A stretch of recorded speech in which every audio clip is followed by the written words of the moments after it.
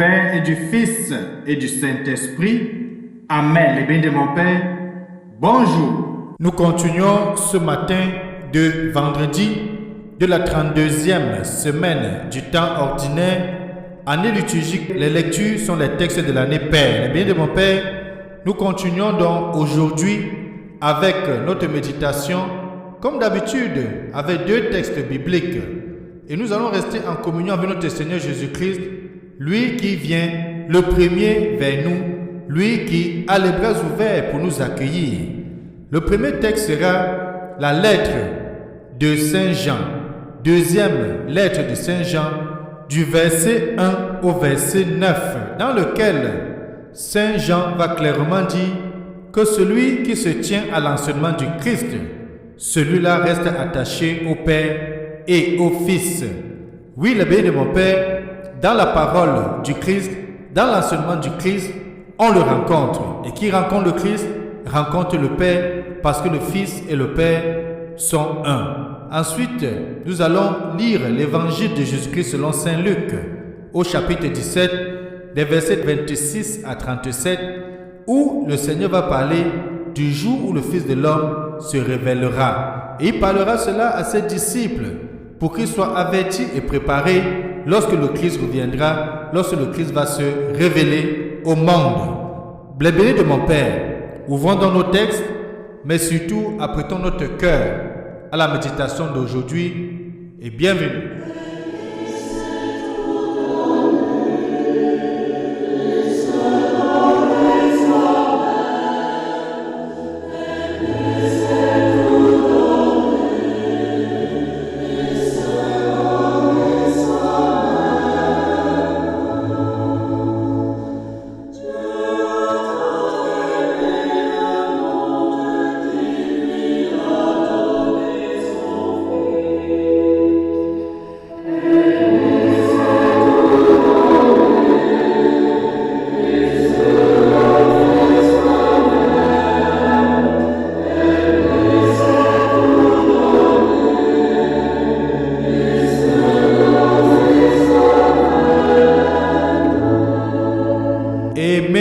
Tout donner et se donner soi-même. Prions le béni de mon Père.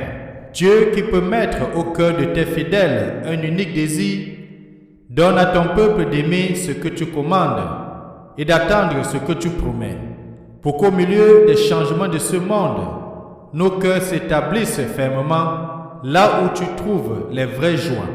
Par Jésus, ton Fils, notre Seigneur, notre Dieu, lui qui vit et règne avec toi dans du Saint-Esprit, Dieu maintenant et pour des siècles.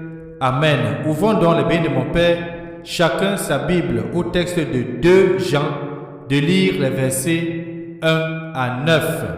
Bonne lecture.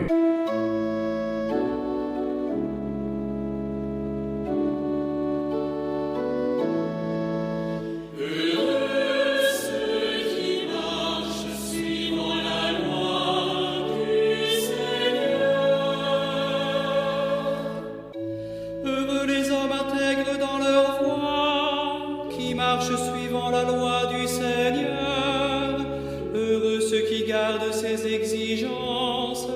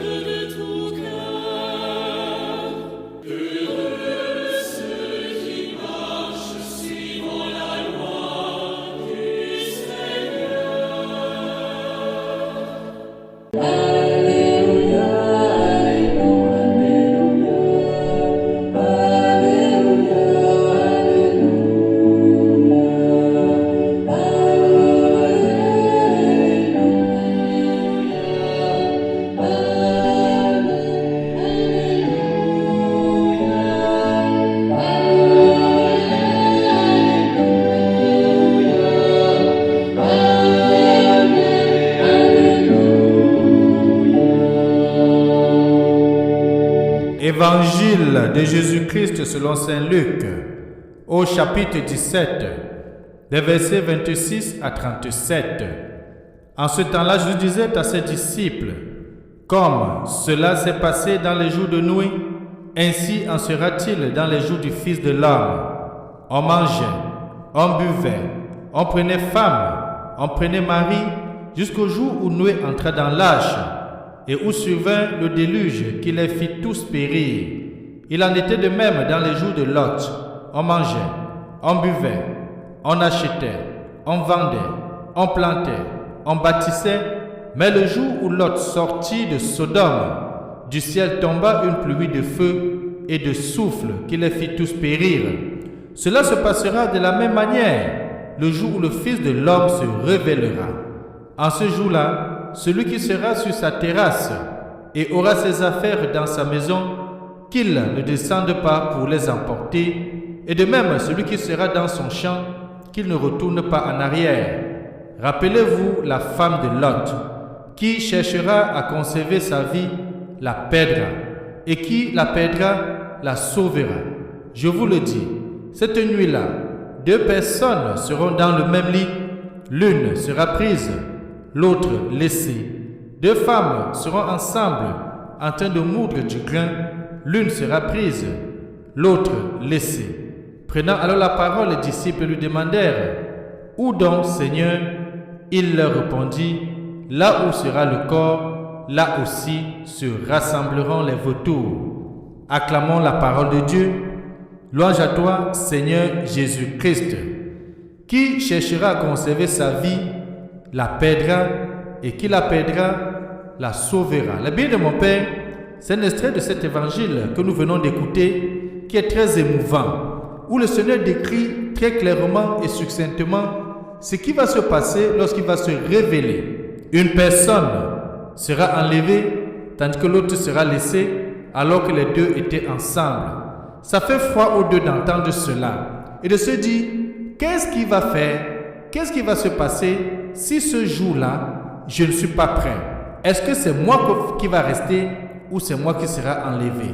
Alors que chacun dans sa propre conscience, dans sa relation avec Dieu, à cet instant, à ce moment où l'entend d'écouter, se disent et choisissent où il peut être. Parce que, béni mon Père, il est bon de savoir que chaque instant que nous vivons, c'est un temps de conversion. Chaque instant que nous vivons, c'est un temps de grâce. Chaque instant que nous vivons, nous devons l'amener comme c'était la première et comme c'était la dernière. Le passage précédent s'opposait à toute spéculation sur la fin. Oui, hier nous avons vu comment Jésus disait que le règne de Dieu est déjà là et il s'abstenait de donner le jour et l'heure. L'évangile de ce jour va dans le même sens, mais de manière encore plus accentuée. Ce sera la surprise totale, sans le moindre délai, pouvoir venir et se préparer à quoi que ce soit. 2 événements de l'Ancien Testament sont évoqués pour souligner cette soudaineté, mais aussi pour révéler le caractère irrévocable et le caractère absolu du jugement. L'un sera pris, l'autre laissé. Il ne s'agit pas de la rigolade. Quand le Seigneur prend le temps d'avertir, d'annoncer, de préparer nos cœurs, de préparer nos esprits, de nous appeler à la conversion, c'est parce que ce que le Seigneur dit, il accomplira. Et sa parole dit que la parole de Dieu est comme une goutte de pluie. La parole de Dieu est comme un flocon de neige. Lorsque cette parole est prononcée, elle s'accomplit toujours. Notre Dieu est un Dieu de vérité. Quand une goutte de pluie quitte du ciel, elle tombe automatiquement au sol. Quand un flocon de neige quitte le ciel, ce flocon tombe résolument au sol. Quand le Seigneur a déclaré, il l'accomplira. Parce que notre Seigneur est un Dieu de vérité. Stupide est donc la question des disciples. Où cela aura-t-il lieu? Peut-être nous aussi pouvons nous poser la question. Où est-ce que ça va se tenir?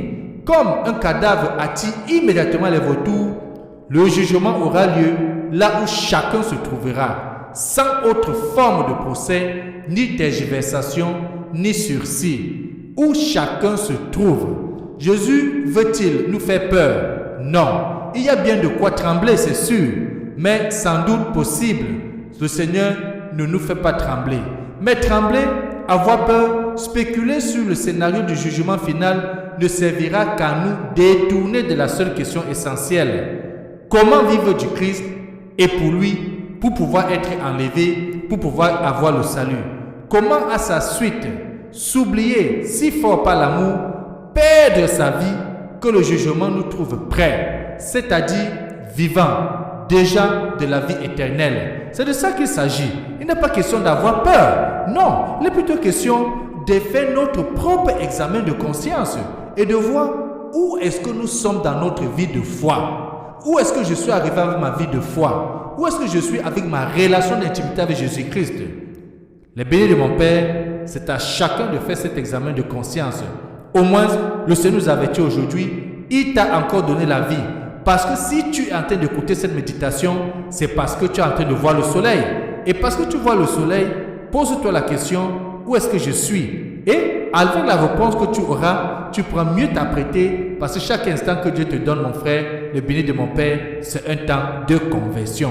Même à moi-même, chaque instant que le Seigneur me donne, c'est un moment de conversion, c'est un moment de grâce, c'est un moment de retourner à lui. Et à chaque instant, je m'interroge donc, mais Seigneur, si tu viens, est-ce que je serai en communion avec toi? Est-ce que je vais te rencontrer face à face, comme Moïse allait au mont Sinaï, rencontrer l'Éternel des armées et lui parler face à face? Et que Dieu Tout-Puissant nous éclaire dans notre discernement aujourd'hui et qu'il nous bénisse et nous garde, lui qui est Père, Fils et Saint-Esprit. Amen. Bonne journée.